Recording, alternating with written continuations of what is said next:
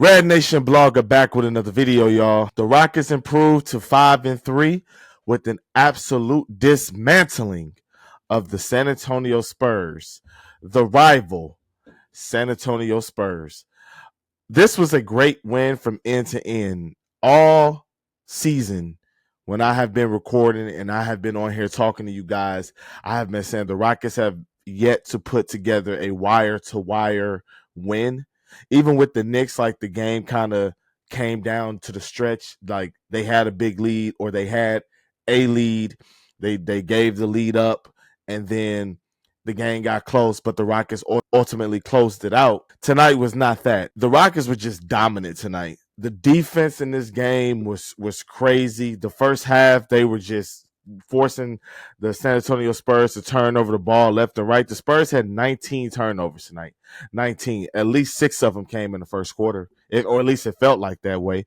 And this game was just, it was a statement win.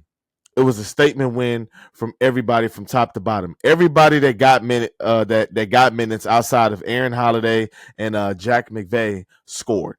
They got at least a bucket or two. I wanted McVay and I wanted Holiday to score just for the hell of it. Like, I just wanted them to have fun just so I could look at the box score and see everybody got a bucket. The Rockets had 7 players in double figures. Fred VanVleet with a double-double, 21 points, 10 assists, 7 rebounds. Fred has really turned a corner ever since the criticism that he's gotten for the slow start this season, the shot selection not changing despite him being off and everything like that. Some fans, myself including, feeling like he's costed us games.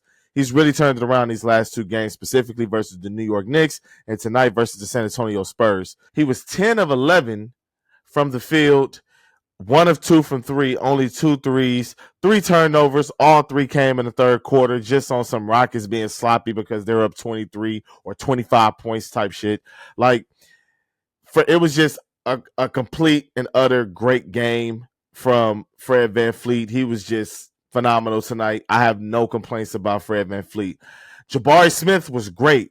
Everybody in the starting lineup outside of Jalen Green played less than 25 minutes. Jalen Green played 31 minutes. And I'm fine with it. Like, he should have played 31 minutes. Everybody just played well. I almost didn't record tonight because I really didn't have one thing to focus on. If I was to say I wanted to focus on one thing specifically, it'll be Amen Thompson and Tari Eason becoming untouchable to me. I think that they are untouchable. I think that they have reached that territory. There's been a lot of chatter. There's been a lot of rumors about Giannis Antetokounmpo.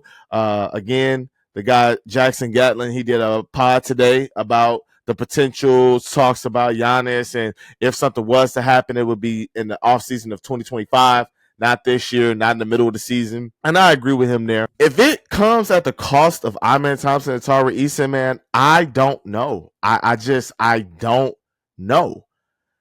Amen Thompson plays so well. He fits this team like a glove. He does what you want defensively. He does what you want offensively. He's on the boards. He's on the boards. He's pushing pace.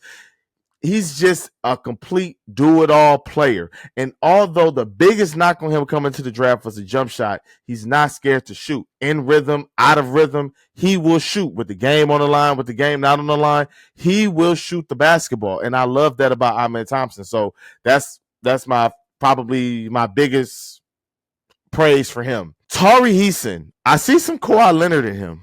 I do. Minus the injuries, minus the ego, minus the braids. I see some Kawhi Leonard in him, pause. He is a really, really good player, guys. And I'm going to say it until I get blue in the face and I pass out and I leave this world. You don't have to run plays for him, and he is going to be productive. He can get, whether that's in isolation, he can create his own shot, whether that's off the catch, whether that's rebounding and getting back on the glass for a putback, whether that's in transition, whether that's him creating his own shot by stealing the ball and then going coast to coast. He even has some offensive initiator in him. The game moves slow to Tari Eason. He is so special of a player. Raphael Stone did so good of a job with Alperen Sengun and Tari Eason in those middle picks of the draft, that is how you build like a championship team, with those types of picks hitting there. Because there were some bullshit names or some names that have not conveyed as of yet, and Tari Eason and Alperen Sengun has not been those names. They have not been those names. Last thing before I get out of here, this is going to be a short video tonight, guys. As long as Wembenyama is taking jump shots, step back jumpers, shots and transitions at the logo, I love Victor Wembenyama. Keep him away from the paint. Let him think that he's a guard. Let him think that he's a wing. He's not. And he thinks that he is. So don't encourage him. I want him to stay just respectable enough to give him the delusion to keep taking that shot. I don't want him to get to 27%, 25%, because then he'll listen to coaching and he'll listen to others, and he might start just being in the paint and being a dominant force. Keep that brother at the three-point line, jacking those up. Keep him at about 33%, 34% from three. I love it. Just give him the delusion that it's a good shot, and I'm so happy with it. As always, thank you guys for watching. Please like and subscribe. This is a good night for us Rockets fans. The Rockets completely, again, dismantle the San Antonio Spurs. RedNationBlogga out.